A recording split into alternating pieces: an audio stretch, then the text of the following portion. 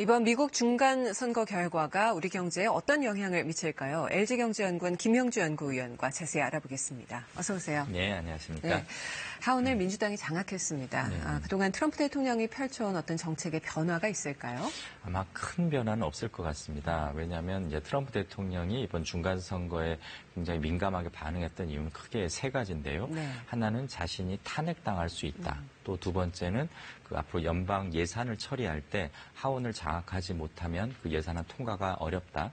그리고 뭐 미중 무역 갈등과 같은 그 대외 정책을 할 때 되도록 좀 마음대로 하고 싶다. 이 세 가지였을 겁니다. 근데 네. 그 중에서도 이 탄핵에 대한 우려가 컸었는데요. 그렇죠. 이제 상원을 어쨌든 공화당이 지켰기 때문에 탄핵에 대한 우려는 사실상 사라진 셈입니다. 그래서 그 부분에서는 큰 변화가 없을 것 같고, 다만 이제 예산안 처리가 좀 시간이 더 오래 걸린다든지 또 대외 정책을 집행할 때 민주당에서 좀 그 속도를 늦추기 위한 그런 방해를 받는 그런 부분은 있겠지만 그 방향이 크게 달라질 것 같지는 않습니다. 네, 우리나라 입장에서 가장 좀 신경이 곤두서는 그런 정책 변화라면 아무래도 미국의 통상 정책인데요. 어떤 변화가 예상되시나요? 예, 그 통상 정책은 이제 미국 입장에서는 중국에 대한 정책과 또 다른 나라들에 대한 정책을 좀 나눠볼 필요가 있습니다. 그런데 중국에 대해서 지금 미국이 취하고 있는 이런 강경책에 대해서는 사실상 민주당도 입장이 좀 비슷합니다. 본래 그 민주당이 그 노동자들, 특히 제조업 노동자들의 지지를 바탕으로 좀 커오지 않았습니까? 그러다 보니까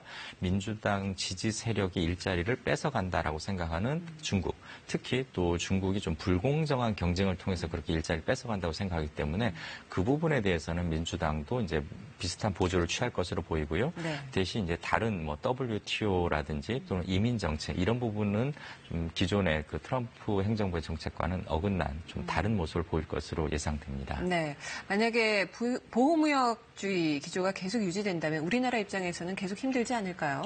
네, 아마 우리나라 입장에서는 이제 특히는 중국을 통해서 그동안 세계 시장을 공략하는 그런 원칙을 많이 유지해 왔기 때문에 그런 전략은 좀 수정이 불가피해 보입니다. 네. 대신 만일 이런 과정이 어차피 언젠가는 바뀌어야 될 것이었다면 이번 그 중간 선거를 통해서 그런 불확실성이 상당 부분 해소된 측면이 있고요. 또 이번 선거를 앞두고 트럼프 대통령이 좀 선정적인 발언, 좀 정치적인 발언들을 많이 해왔습니다. 근데 이제는 그런 발언들은 좀 걸러지고 대신 그 원칙과 정책 방향에 가까운 이야기들만 남는다는 점에서 예측 가능성은 오히려 높아졌다 이렇게 볼 수 있겠습니다. 오히려 불확실성보다 예측 가능한 상황이 된 것이 훨씬 낫다는 그런 말씀이신데 그러면 우리나라 기업들이 이제 어느 쪽으로 방향을 좀 잡아야 될까요? 예, 지금까지는 이제 우리 기업들 입장에서도 도대체 미국이 이제 양보를 할 것인가 말 것인가 혹은 중국이 항복을 할 것인가 말 것인가에 대한 그 설왕설래가 많았습니다. 그런데 이제는 오히려 그런 불확실성은 좀 제거가 되고 미국 입장에서는 이제 중국에 대한 압박을 지속할 가능성이 굉장히 높아졌는데요. 네. 물론 여기에 대한 이제 중요한 판단은 그 11월 말과 12월 초에 걸쳐서 이루어지는 미중 정상회담이 열쇠가 될 것 같습니다. 네. 근데 그때 이제 중국이 어느 정도 양보안을 내놓고 또 미국이 그거를 받아들이더라도 미국이 그동안 중국에 대해서 좀 신뢰할 수 없는 여러 모습들을 그동안 봐왔습니다. 그렇죠. 그렇기 때문에 이것을 순수히 받아들이기보다는 일단 그거는 받아들이더라도 그 양보안이 실질적인 변화 그리고 가시적인 성과로 이어질 때까지는 미국도 기존의 그런 관세 장벽 등을 쉽게 양보하지는 않을 것 같습니다. 그렇게 본다면 앞으로 몇 년간은 그 미국의 이런 대중 압박이 지속될 것이고 그럼 우리 기업들 입장에서는 이제는 중국 내수 시장을 노리는 투자라면 모르겠지만 미국 시장을 염두에 둔 생산 시설이라면 이제 다른 지역으로의 어떤 다변화 같은 그런 탈출 정책을 구체적으로 모색해야 될 것으로 보입니다. 그렇겠네요. 이제 올해 한미 FTA 후속 협상을 했지만 만약에 반트럼프 성향의 의원들이 견제책으로 뭐 쌀 시장 개방이라던가 자동차 원산지 강화 같은 이런 한미 FTA 보완을 요청할 가능성도 있지 않을까 좀 걱정스러운데요. 그 민주당이 이제 하원을 장악했기 때문에 그런 가능성 얼마든지 있습니다. 대신 이제 그 행정부가 어쨌든 그 일을 대표해서 하게 되거든요. 그렇다면 트럼프 행정부는 이제 우선순위를 놓고 정책들을 판단할 텐데요. 네. 지금 미국이 직면하고 있는 몇 가지 그 무역 협정들, 특히 일본과 유럽연합과의 이제 FTA 협정이 지금 준비 중입니다. 그렇기 때문에 그거를 어느 정도 그 마무리 지을 때까지는 한미 FTA는 다소 뒷부분에 있지 않을까라는 생각이 들고 특히 미국 입장에서는 지금 중국과의 무역 갈등을 혼자만의 힘으로는 사실상 이겨내기가 어려운 상황입니다. 그래서 어떻게 해서든 유럽이나 일본과 FTA를 통해서 이 중국을 좀 고립시키는 그런 공동 연대 전략을 모색할 텐데요. 그게 좀 해결이 돼야 그 다음에 아마 한미 FTA에 이제 눈을 돌리지 않을까 이렇게 전망하고 있습니다. 네, 같은 상황을 두고도 다르게 보는 분들이 있잖아요. 네. 어떤 불확실성이 사라졌다고 보는 쪽도 있지만 오히려 이렇게 양원이 갈린 걸 두고 미국 경제 불확실성이 더 커졌다고 보는 쪽도 있거든요. 만약 네. 이쪽 관점으로 보자면 앞으로 뭐 연준의 금리 인상 기조에도 변화가 생길까요? 어떻게 보세요? 네, 그 이제 상하 양원이 갈라졌다 그 자체보다도 양원이 갈라짐으로써 어떤 문제가 생길까에 대해서 아마 우려들을 하실 겁니다. 네.